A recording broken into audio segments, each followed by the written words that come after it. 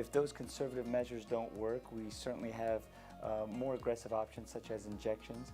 And if those don't work, there's some surgical options as well. So what is the typical outcome of some of these procedures? Well, typically patients do well with conservative care. Again, those modalities we mentioned do well. If surgery is indicated after the conservative measures have failed, that satisfaction rate, depending on what you do with that specific surgical procedure, typically do well. And the patients overall are happy with improving their mobility and their confidence in their joints.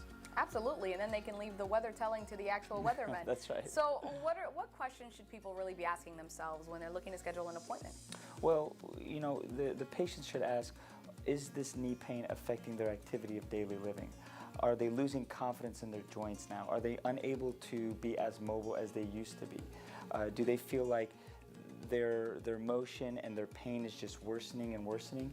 And if you haven't, I think you should certainly establish care with an orthopedic surgeon and just educate yourself on knee pain and the different causes and treatment options. Absolutely. Well, thank you so much for all of this information. Can you tell our viewers where they can go to learn more? Sure. You can go to heekinclinic.com or call us at 904-328-5979. Thank you so much, Doctor. We do appreciate it. Of course. Thank you. Can I keep this? You can. You can find all this information and more on our website at firstcoastliving.net.